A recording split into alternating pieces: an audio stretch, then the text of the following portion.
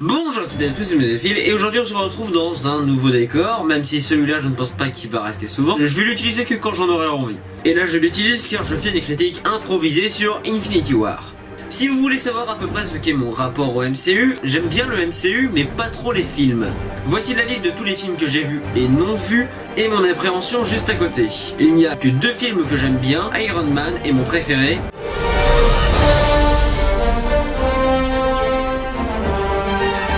Oui, je fais partie des rares personnes qui n'aiment pas Avengers. J'attendais beaucoup Infinity War car j'espérais des enjeux. Parce que quelque chose qui me déplaît dans le MCU, c'est vraiment les blagues qui cassent l'action et le rythme. Donc, qu'ai-je pensé du film? On va voir ça tout de suite.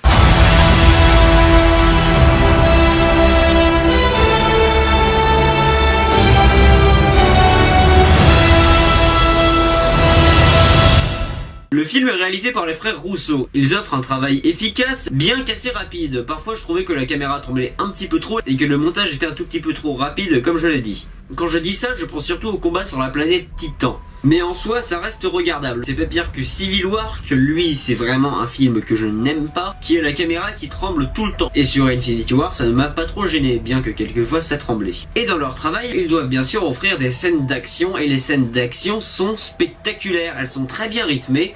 Et contrairement à d'autres films, je n'en citerai pas, même si j'ai dit que je le détestais, elles sont très bien filmées et sont dynamiques. Ça vient aussi du fait que certains personnages se rencontrent. Par exemple, je sais qu'il y a certaines personnes qui pourraient voir Iron Man et Doctor Strange parler pendant 30 minutes, et d'autres Spider-Man et les Gardiens de la Galaxie. Le deuxième c'est moi, même si je n'aime pas Spider-Man Homecoming. Ils évoluent bien entre eux, et pendant que j'y suis, l'écriture est très bonne, car elle n'est pas prévisible.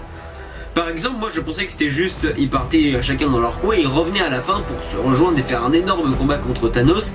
Eh bien, pas du tout. Même si évidemment, je crois que je vais aborder des spoils juste après. J'ai dit c'est improvisé, je vais mettre dans le titre si je mets des spoilers. En parlant des personnages, quel est notre méchant? Notre méchant est Thanos et franchement, il est génial. Il y a que 3 films du MCU environ où je trouve que le méchant est vraiment bien.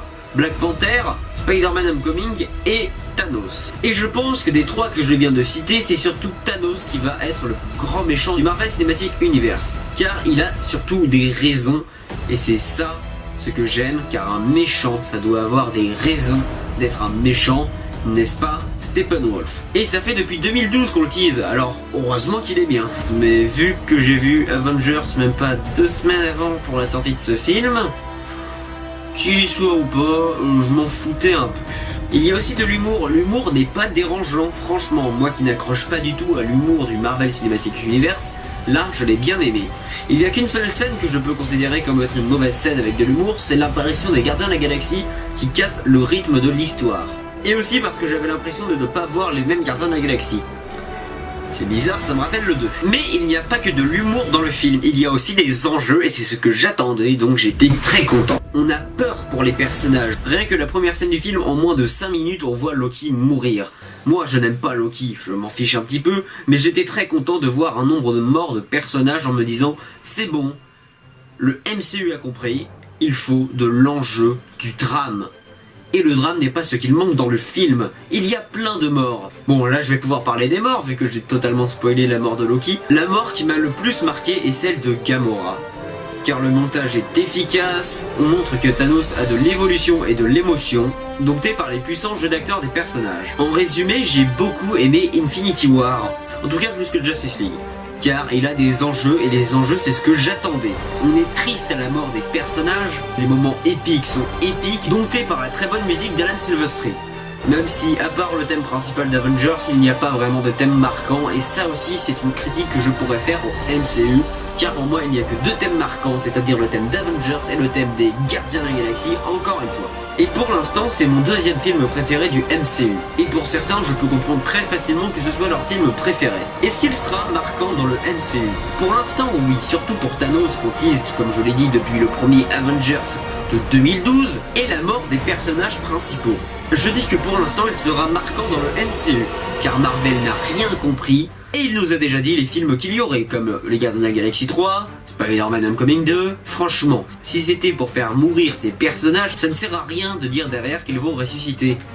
Est-ce que ce film sera marquant dans le monde du cinéma? D'un côté oui, car pour l'instant l'instant, il a un énorme nombre d'entrées. Je crois, mais je ne suis pas sûr qu'il vient de dépasser le milliard en même pas 2 semaines. Mais d'un côté, je ne pense pas trop, car les fans adoreront ce film, j'en suis sûr. Ça doit faire 3 semaines qu'il est sorti le film, et en parler de 3 semaines, c'est un tout petit peu en retard, comme dirait le célèbre.